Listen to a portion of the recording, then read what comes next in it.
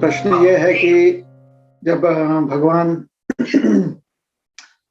अप्रकट हो गए अपनी लीला समाप्त करके और भगवान जो है पुनः अपने धाम चले गए श्री गोलोक वृंदावन, तो फिर धर्म किसके शरण में गया है, यह प्रश्न है ना।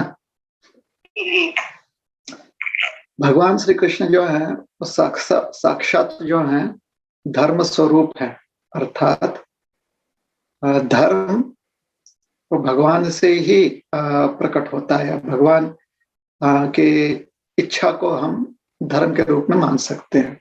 धर्म अर्थात जो जिसके द्वारा हम भगवान की सेवा कर सके पूरे मन से, तो ऐसी परिभाषा के अनुसार हम धर्म को समझेंगे।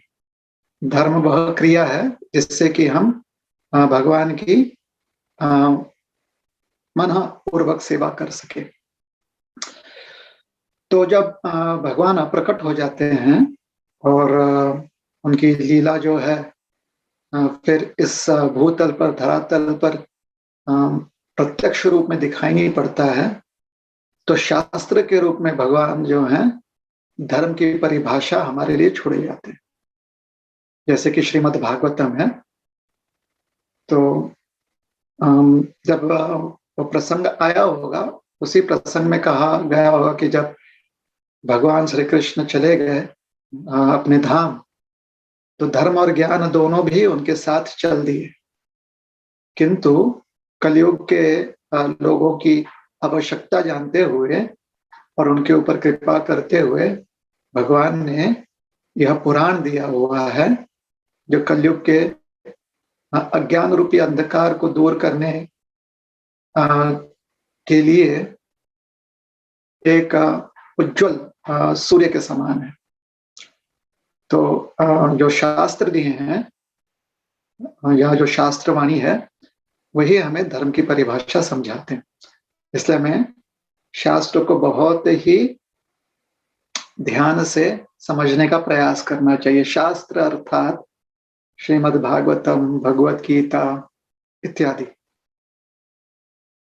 ठीक है, ठीक है प्रभु जी। धन्यवाद प्रभु जी। हरे कृष्ण। थैंक यू प्रभु जी। और प्रभु जी मंजेश प्रभु ज्वाइन नहीं किए हैं, वो भी हमारे साथ रीडिंग करते हैं। उनका एक प्रश्न था कि जैसे चैप्टर 3 में हम जब पढ़ते हैं डिफरेंट अवतारों के बारे में पढ़ते हैं, तो श्लोका नंबर 21 में कहा गया है कि व्यासदेव जी प्रकट होते हैं। 17वें अवतार के रूप में व्यासदेव जी प्रकट हुए और 18वें अवतार में राम जी के रूप में प्रकट हुए। तो उनका प्रश्न ये था कि जब व्यासदेव जी राम जी के पहले प्रकट हुए तब उन्होंने वेद लिखा कि वेद बाद में लिखा, और फिर भागवतम कब लिखा?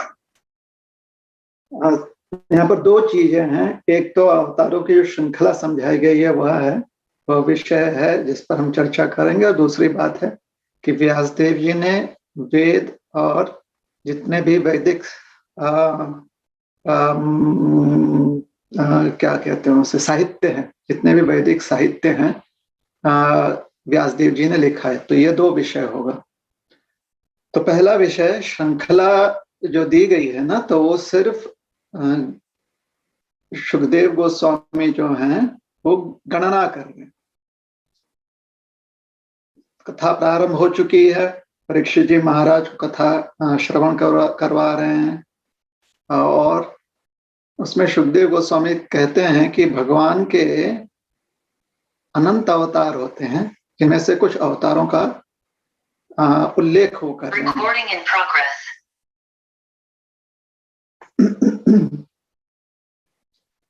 तो वह उल्लेख कर रहे हैं उन अवतारों का।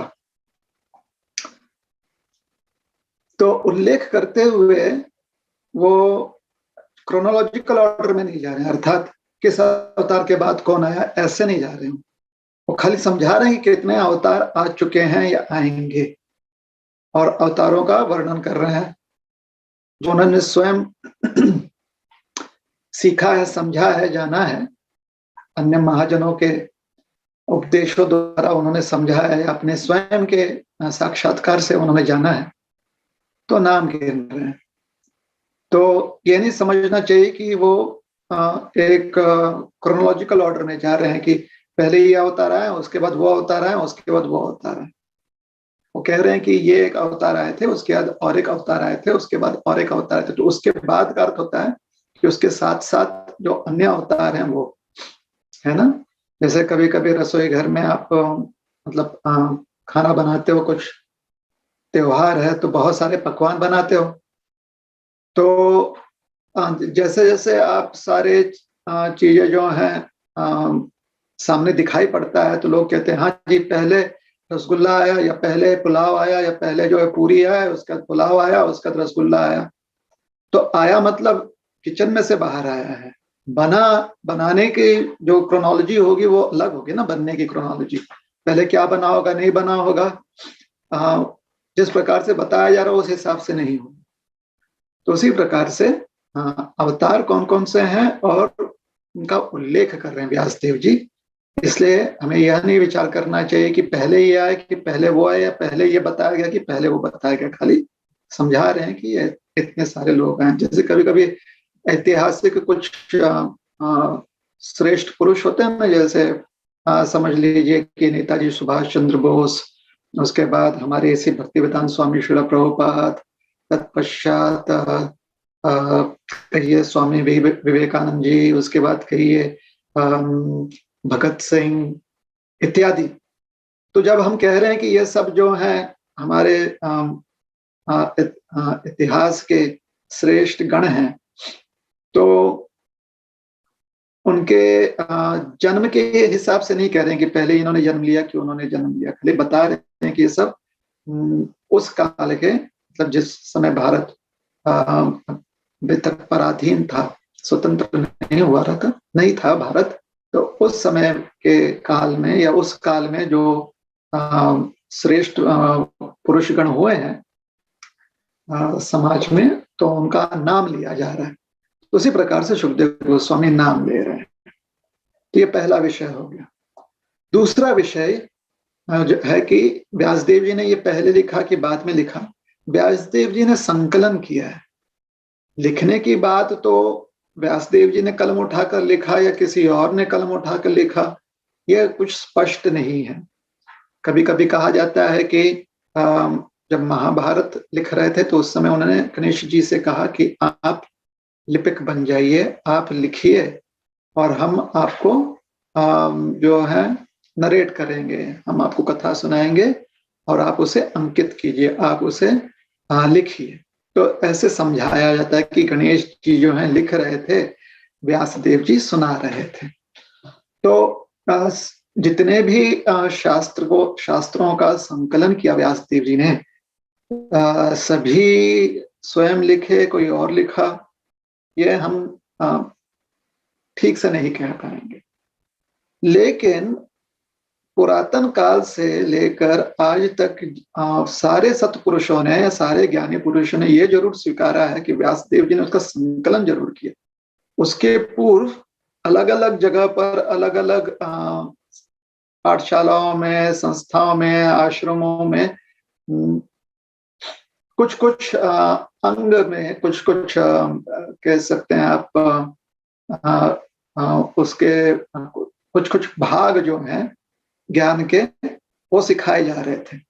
तो व्यासदेव जी ने यह बड़ा काम किया कि जितना भी अलग अलग स्थानों पर सिखाया जा रहा था, जिस भी स्वरूप में, उस सबको इकट्ठा किया, उसका संकलन किया और उसका प्रस्तुतिकरण किया। तो इसलिए व्यासदेव जी को हम संकलन उन्होंने किया है ऐसे जानते हैं। उन्होंने कंपाइल सारे वेदों को किया। अब उसके बाद लिखित रूप में, उसके पूर्व लिखित रूप में इतना वेद नहीं पाए जाते थे, ज्ञान नहीं पाया जाता था। जो भी शास्त्र थे लिखित रूप में इतना नहीं पाया जाता था।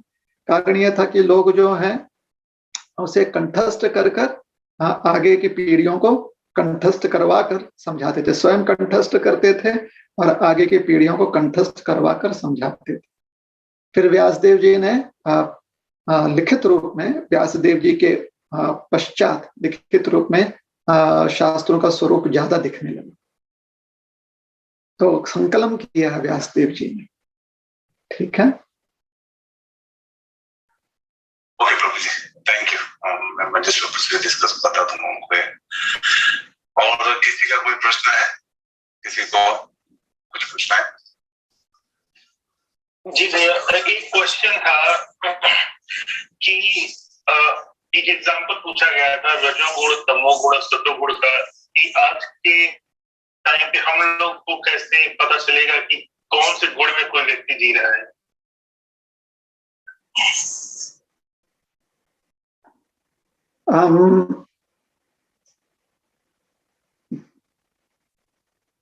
सत्वगुण का अर्थ होता है जहां पर आपके मन में बहुत क्लैरिटी होता है, क्योंकि आप चीजों को अच्छे से एनालाइज करके जान चुके हो, जितना आपकी क्षमता उस हिसाब से आप जान लेते हो, उसको कहते हैं सत्वगुण।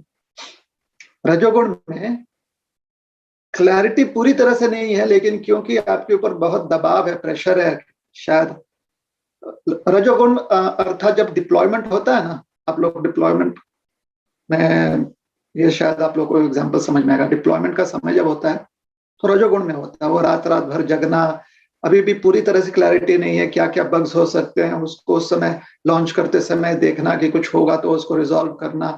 तो उसमें ध्येय पता है, क्लैरिटी पूरा नहीं है, लेकिन अब अपने आप को रोक नहीं सकते, हमें कार्य करना ही, तो वह रजोगुण का कार्य कहा जाता है। जहां पर पूरी तरह से सोच समझ कर कार्य किया जाता है, जितनी आपकी क्षमता हो, तो सत्वगुण होता है।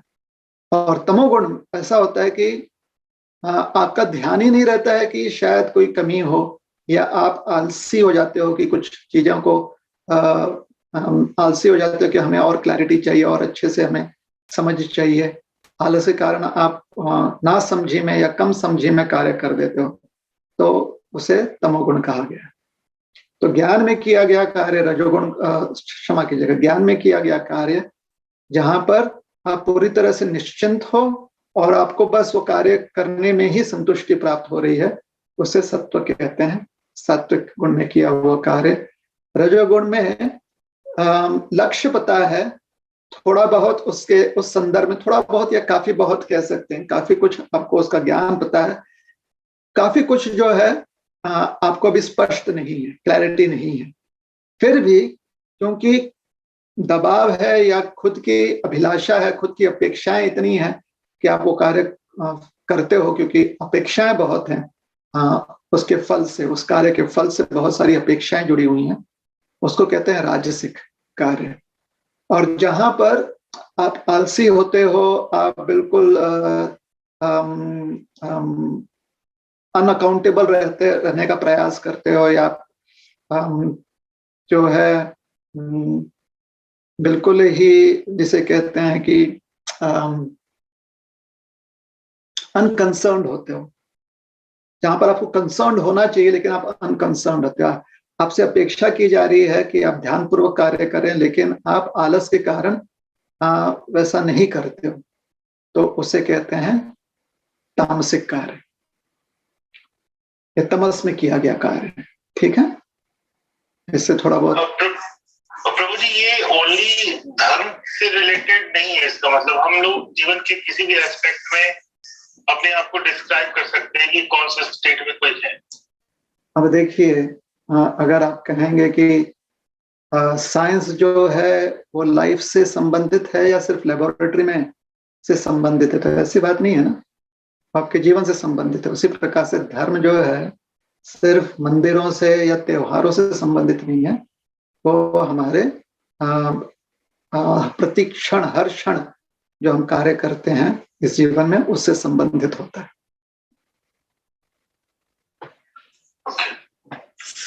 Thank you Prabhu ji. Hare Krishna. Hare Krishna. Thank you Prabhu ji, thank you Sachin. और किसी को कोई प्रश्न है?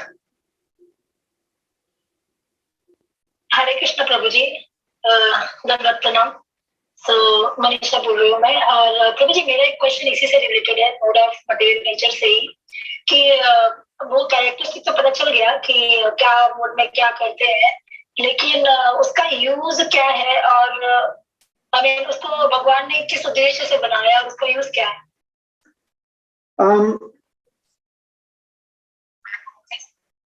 एक सिंपल उसका अंडरस्टैंडिंग ये है, मतलब ऐसा कह सकते हैं कि एक इमीडिएट अंडरस्टैंडिंग सात्विक कार्य, राजसिक कार्य, तामसिक कार्य का यह होता है कि जहां पर जितना क्लैरिटी हो ना, उतना अच्छा होता है हमें अपने लक्ष्य तक पहुंचने के लिए। इसलिए जब हम अच्छे से प्लानिंग कर सकें, अच्छे से तैयारी कर सकें, सोच समझ कर कार्य करें, तो उतना ही अवसर या उतने ही गलतियों के जो अवसर होते हैं वो कम हो जाते हैं, गलतियों की जो संधियां होती हैं वो कम हो जाती हैं, चांसेस कम हो जाते हैं। और जहां पर गलती नहीं होती है, गलती कम होती है या गलती बिल्कुल भी नहीं होती है, वहां पर आप अपने लक्ष्य तक पहुंच जाते हैं। तो भले आप एक दूसरे के साथ व्यवहार कर रहे हो या आप अपने शारीरिक या मानसिक जो आवश्यकता है उसके लिए कुछ कार्य कर रहे हो, पूरा क्लैरिटी अगर है या बहुत हद तक क्लैरिटी है तो आपके लिए हेल्पफुल। जब क्लैरिटी नहीं होता है तो वो आपके लिए लाभदायी हो सकता है या हानिकारक हो सकता है, कुछ भी हो सकता है। जब क्लैरिटी ना हो तो वो चांस के ऊपर फिर डिपेंड करता है कि आपका भाग्य क्या है। अगर आपका जब क्लैरिटी नहीं है, उसमें आपको हानि पहुंचती है, तो उससे आपका समय और आपके जो रिसोर्सेज हैं दोनों को क्षति पहुंचती है, दोनों जो है वो खत्म हो जाते हैं, लॉस हो जाता है, loss of time and energy. और हमारे पास टाइम और एनर्जी तो सीमित है ना, एक ही जीवन है और हर क्षण जो है जीवन काल जो है, जो जीवन का अवधि काल है वो कम होते जा रहे हैं ना। तो इसलिए हमारे पास टाइम और एनर्जी जो है वो सीमित है, लिमिटेड है, या we are on the clock. तो क्लैरिटी जितना ज्यादा कोई भी कार्य को सोच समझकर हम कर सकते हैं, उसका लक्ष्य क्या वो हमें अपने लक्ष्य तक ले जा रहा है नहीं ले जा रहा है, उस हिसाब से काम करेंगे तो हमें ही फायदा होगा। अब ये विषय बहुत बड़ा है, ये तो हमने एक ओवरव्यू के रूप में खाली आपको बताया कि कैसे विचार करना चाहिए, कैसे समझना चाहिए इन कार्य को। लेकिन ऐसा नहीं है कि जो तामसिक कुछ जहां पर तमोगुण दिखाई देता है वो हमारे लिए बुराई है, या सत्वगुण दिखाई देता है बुराई है, राजोगुण दिखाई देता है बुराई है, ऐसी बात नहीं। इसको बुरा या भला नहीं कहा गया। सात्विक कार्य क्या होता है? तो सात्विक कार्य वो होता है जहां पर वृत्ति हमारी जो है, वृत्ति अर्थात जो हमारा मोटिवेशन होता है वो क्लैरिटी में होता है। राजसिक गुण वो होता है जहां पर हमारा मोटिवेशन, हमारी जो वृत्ति है वो थोड़ी धुंधली होती है, क्योंकि हमारी अपेक्षाएं होती हैं कि ये भी खाएं कि वो भी खाएं, ये भी करें कि वो भी करें, क्योंकि हमें ये भी चाहिए और वो भी चाहिए, लेकिन दोनों एक समय पर मिल भी नहीं सकता, लेकिन किसी को छोड़ना भी नहीं है। तो इसे कहते हैं क्लैरिटी नहीं कि क्या लें और क्या छोड़ें, क्योंकि एक ही चीज लिया जा सकता है, तो क्लैरिटी नहीं। ये पता है कि क्या लेना है, लेकिन उन दोनों में से कौन सा हमें अभी स्वीकारना है इसकी क्लैरिटी नहीं होती, तो इसे कहते हैं राजसिक, क्योंकि अपेक्षाएं होती हैं, बहुत सारी अपेक्षाएं, तो बहुत सारे डिजायर्स होते हैं। और तामसिक होता है कि ना तो मुझे ये चाहिए वो चाहिए, क्यों, मुझे पता ही नहीं क्या चाहिए, तो उसे कहते हैं तामसिक वृत्ति, जहां पर क्लैरिटी बहुत ही कम है। तो ये हो गया कैसे हम कार्य किस वृत्ति में करें। लेकिन अब जब व्यक्ति उठता है, उठे हुए अवस्था में जागृत अवस्था या तो सात्विक या राजसिक गुण से प्रभावित हो सकती है, सुप्त अवस्था या तामसिक गुण से प्रभावित होती है। सोता व्यक्ति तभी है जब वो तमोगुण छा जाए। लेकिन अगर क्लैरिटी के हिसाब से हम विश्राम करें तो वहां पर वो तमोगुण जो है, ये तमोगुण का प्रभाव जो है लाभदायी होता है। तो इसलिए किसी भी गुण को बुरा या भला नहीं कहा गया, ये नहीं कि वो गंदा है या अच्छा है, कौन सा हमारे लिए लाभदायी होगा उसके हिसाब से काम हो। तो जो बड़े बड़े सिद्ध महात्माएं होते हैं जिन्होंने बहुत तपस्या सालों की हुई है, जन्मों से की हुई है तपस्या, कुछ तपस्वी ऐसे हैं हमारे पौराणिक तपस्वी हैं हम, जो जन्म जन्मांतर, मतलब प्रलय हो जाता है, युग बदल जाता है, फिर भी उनकी तपश्चर्या चलती रहती है। ऐसे भी हमारे बहुत सारे ऋषि मुनि हुए हैं, तो उनके जीवन में हम देखते हैं कि वो विश्राम करते ही नहीं, ध्यान में ही पूरी तरह से लगे हुए रहते हैं, सोते नहीं। लेकिन हमारे लिए तो सोना आवश्यक है ना, सोना मतलब नींद, निद्रा, हमारे लिए निद्रा आवश्यक है। इसलिए क्लैरिटी ये होना चाहिए कि निद्रा कैसे हो, किस अवस्था में हो। निद्रा अर्थात तमोगुण का प्रभाव। तो क्लैरिटी में जब व्यक्ति कोई भी काम करता है, चाहे वो कार्य जो है उसमें सात्विक उसके लक्षण हो या राजसिक लक्षण हो या तामसिक लक्षण हो, जब क्लैरिटी में करता है तो उसकी वृत्ति जो है वो सात्विक है। ये बात समझ में आई? हाँ प्रभु जी। मोटिवेशन, प्रभु जी हम motivation has to be in clarity because it is helpful, it saves time and energy. Passion में जब मोटिवेशन होता है तो इट वेस्ट टाइम एनर्जी, और इग्नोरेंस में जब मोटिवेशन होता है तो इट इज डिजास्टर्स। तो प्रभु जी जब हम तमोगुण का बात करते तो हमारे दिमाग में तो अगर लेजीनेस और अनक्लियर हमारा गोल है तो दैट मीन्स वो तो खराब मूड कंसीडरेशन में आता है ना। जैसे आपने बोला कि कोई मूड अच्छा बुरा नहीं है, तो हम लोग बोलते हैं हमको मूड ऑफ गुडनेस में रहना चाहिए क्योंकि वो अच्छा माना जाता है, वहां से सेल्फ रियलाइजेशन इजी होता है। अभी तो हमने समझाया ना, हर कोई क्रिया या हर अवस्था में मोटिवेशन इज इम्पोर्टेंट ना। आपका इंटेंट क्या है, मोटिवेशन क्या है? ऐसा कोई भी काम है जो बिना मोटिवेशन इंटेंट के होता है? Every moment we have to express a motivation और इंटेंट, है ना? तो अगर आप अपना मोटिवेशन इंटेंट जो है एक्सप्रेस कर रहे हो तो उस समय ध्यान दीजिए कि आपका इंटेंट मोटिवेशन सत्व में है, क्योंकि सत्व में रहेगा तो आपका टाइम एनर्जी जो है प्रॉपर यूटिलाइजेशन हो, आपके समय का और आपकी क्षमताओं का आप ठीक से प्रयोग कर पाओगे।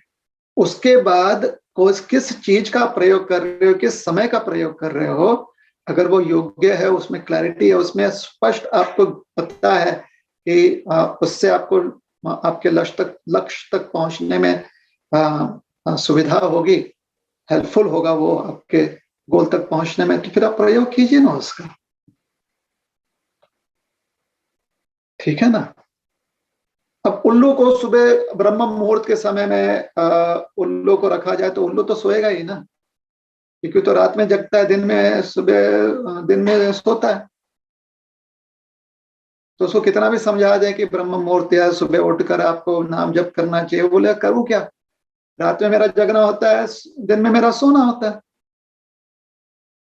तो सत्व गुण का समय भी अगर रहे, उसका प्रयोग वो कर नहीं पाएगा। तो अगर उस खाली एक उदाहरण दे रहे हैं कि जो उल्लू होता है वह अगर यह विचार करे कि रात में जब जागरण करते हैं उस समय भी हम जो है अपने लक्ष्य तक मुक्ति के लिए कुछ कर लें या अपने भलाई के लिए कुछ कर लें, तो समय का सदुपयोग कर रहे हैं ना।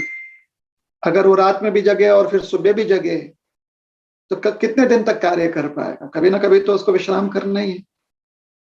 अब रात में क्यों जगता है? क्योंकि रात में उसे ठीक से दिखाई देता है, दिन में उसे शायद इतने अच्छे से दिखाई नहीं पड़ता। कुछ कारण होगा ना जिसकी वजह से वो निशाचर है।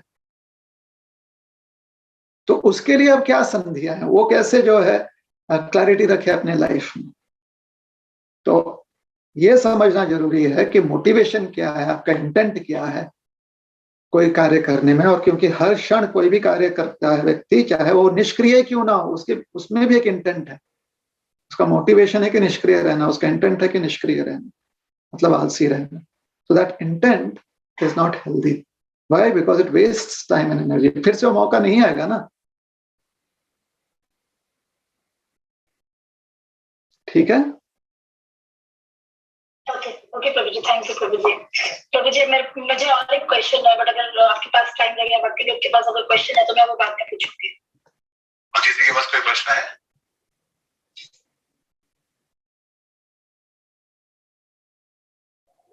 हरे कृष्णा प्रभु जी। नितेंद्र। हरे Krishna. So I am the new one in the group. So I wanted to ask about what people talk about dharma. Like आपने कहा कि धर्म हर जगह है, हर चीज में है, तो ये कैसे पता चलेगा कि मैं धर्म के रास्ते पे हूँ या अधर्म के रास्ते पे हूँ? What he will define the dharma? ज्ञान होना चाहिए। the more you have knowledge, the more you have understanding of any subject matter. तो ज्ञान कहाँ से मिलेगा? ज्ञान प्राप्त करने के दो हमारे पास मार्ग होते हैं, या दो हमारे पास फैसिलिटी होता है, दो प्रकार की फैसिलिटी। पहला होता है कि वर्तमान में अगर हमें कोई मार्गदर्शक या मार्गदर्शन मिल जाए, ज्ञान मिल जाए किसी ऐसे व्यक्ति से जिसके पास ज्ञान हो, तो वो एक माध्यम है। और दूसरा माध्यम है कि पहले जो ज्ञानी पुरुष ज्ञान दे चुके हैं, अगर उनके उपदेश, उनके संदेश, उनके शब्द जो हैं वो कहीं पर रिकॉर्डेड हैं, कहीं पर वो अंकित किए गए हैं, कहीं पर वो स्टोर किए गए हैं, तो वहां से हमको ज्ञान मिल सकता है। तो सिंपल इसमें knowledge is available through the book, या जो भी जहां पर भी वो नॉलेज रिकॉर्डेड किया गया है डिजिटल फॉर्मेट में या प्रिंटेड फॉर्मेट में। एंड दूसरा जो नॉलेज का सोर्स है वह है वर्तमान में, इन द प्रेजेंट टाइम्स, अगर कोई ज्ञानी व्यक्ति है जिसे थोड़ा बहुत अनुभव है और उसका अध्ययन है, तो वो हमें ज्ञान दर्शन करवाते हैं। दे हेल्प अस अंडरस्टैंड और have more clarity, the book as well as a person. तो इनसे अगर आपको ज्ञान मिल जाएगा तो धर्म की परिभाषा आप स्वयं समझ जाएंगे। जैसे उदाहरण के लिए बोलते हैं ना, पानी है। पानी अब हम सबको जानते हैं, पानी मतलब नदी में बहता हुआ पानी, समुद्र का पानी। नदी का पानी अलग होता है, समुद्र का पानी अलग होता है। फिर पानी जो है बादलों में भी होता है, स्पेशली जो मॉनसून क्लाउड्स होते हैं जो कंडेंसेशन पर पानी दे सके, तो उस फॉर्म में भी पानी होता है। और पानी कैसे होता है? अंडरग्राउंड स्प्रिंग के रूप में पानी होता है। जब हम कुछ खुदाई करते हैं, टैप करते हैं अंडर वाटर सोर्सेस को, तो वो भी पानी का सोर्स। और पानी क्या होता है? पानी जब हम किसी चीज को किसी एसिड और अल्कली का रिएक्शन करते हैं तो पानी उत्पन्न होता है। एसिड अल्कली के रिएक्शन से सॉल्ट मिलता है, सॉल्ट प्लस वाटर मिलता है। तो ये अगर खाली पानी कहें, फिर उसके बाद पानी का और क्या स्वरूप है? पानी का स्वरूप है बॉटल्ड में आता है, या फिर टैप के रूप में आता है, कंटामिनेटेड पानी होता है, प्यूरिफाइड पानी होता है। So all of these are various forms of water. तो अगर कोई सिंपली बोलता है वाटर इज ओनली H2O, तो थोड़ा सा वो जो है ना, उसे लग रहा है कि वो अच्छे से ज्ञान दे रहा है, लेकिन और भी दर्शन है, और भी पर्सपेक्टिव्स हैं कि वाटर होता क्या है। ये तो खाली एक केमिकल फॉर्मूला ऑफ वाटर हो गया ना, उतना ही है। तो वैसे ही धर्म की एक परिभाषा होती है जिसको आप केमिकल फॉर्मूला कह दीजिए, जो भी है, लेकिन there are so many other aspects और पर्सपेक्टिव्स टू धर्म। जितना ज्यादा आप उसके ऊपर चर्चा करेंगे या उसके ऊपर आप एनालिसिस, विश्लेषण करेंगे, जितना ज्यादा आप उसके बारे में अध्ययन करेंगे, उतना ज्यादा क्लैरिटी आएगा। ठीक है? थैंक यू प्रभु जी। प्रश्न?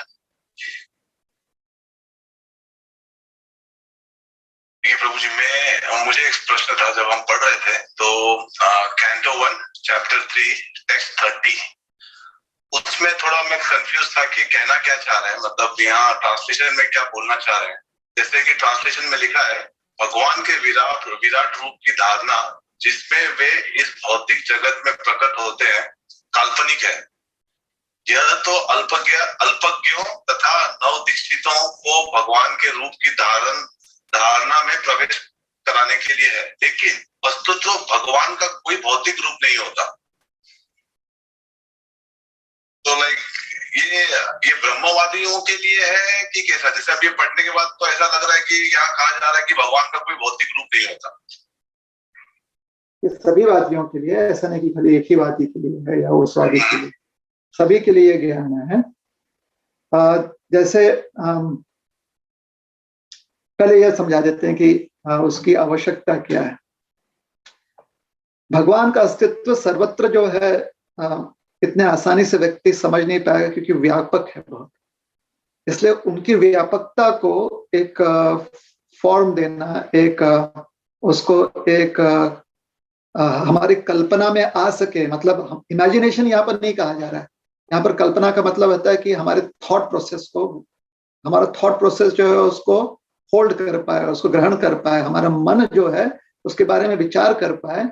इसलिए भगवान का विराट स्वरूप का वर्णन किया गया है, so that we can at least have some conception of it. तो ये एक कंसेप्चुअल अंडरस्टैंडिंग ऑफ भगवान है। इसको वर्चुअल कहना तो ठीक नहीं होगा, बट समथिंग लाइक दैट। जैसे कभी कभी हमको आजकल जो है इस साईफाई मूवीज होते हैं ना, उसमें एलियन को दिखाना होता है तो एलियन को कैसे दर्शाते हैं, अलग अलग तरीके से दर्शाते हैं ना। या उनको अगर मिस्टिकल पावर्स दिखाना होता है तो मिस्टिकल पावर्स कैसे दिखाते हैं, तो वो ग्राफिक्स का यूज करते हैं, है कि नहीं, या जो भी है टेक्नोलॉजी का यूज करते हैं। टेक्नोलॉजी क्या करता है, वो एक कंसेप्चुअल हमको विजुअल दिखाता है। उस कंसेप्चुअल विजुअल से हम चीजों को ग्रास्प कर पाते हैं। और ये सिर्फ इमेजिनेटिव चीजें नहीं होती हैं, जैसे गणित होता है, कंसेप्शन है ना, 2 + 2 = 4, ये कंसेप्शन है। या लैंग्वेज को सिंबल्स के साथ जोड़ना, कि अ लिख कर दिखाया जाता है और सिंबल के साथ इस ध्वनि को जोड़ना कि ये अ है, ये आ है, या ये ए है, ये बी है। These are all conceptions. क्या ए एक्चुअली वैसा होता है, क्या पता, हो सकता है, नहीं भी हो सकता है। हम तो ये मानते हैं कि ए वैसे ही होता है, जैसे ए लिखते हैं ना, तो हम सब यही मानते हैं कि ऐसे ये ए ऐसे ही होता है। लेकिन वही ए अगर तोता सीख ले तो तोता जो है उसको उस सिंबल के रूप में शायद उसको कंसेप्चुलाइज ना कर पाए, क्योंकि वो दोनों का कनेक्शन, पैरट होता है ना तोता, वो देख नहीं पाता। तो सिमिलरली जब व्यक्ति भगवान को सर्वत्र व्यापक रूप में कैसे उपस्थित हैं ये समझने का प्रयास करता है, तो जो ज्ञानी पुरुष होते हैं, और कुछ ज्ञानी पुरुष जो हैं उनमें साक्षात भगवान जो है, हरे कृष्णा कृष्ण कृष्ण हरे हरे, हरे Ram Ram Ram Hare Hare. Anyways, so what I was saying is कि वो जो कंसेप्चुअल फॉर्म है ना, तो वो उसको एक कंसेप्शन के रूप में समझना बहुत आवश्यक है, चाहे वो किसी भी पंथ का क्यों ना हो व्यक्ति। क्योंकि भगवान का जो ऐश्वर्य है, भगवान का जो उनकी जो विभूतियां हैं, वो अगर व्यक्ति समझ जाएगा तो भगवान के सामने नतमस्तक हो जाता है।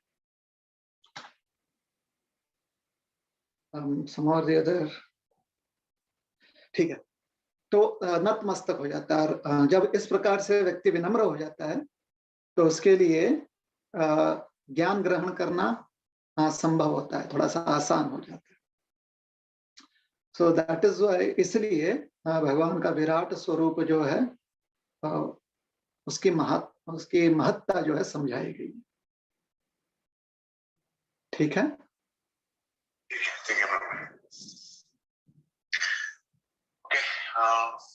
प्रभु जी, मेरा वही एक सवाल था, और किसी को कोई और प्रश्न पूछना है?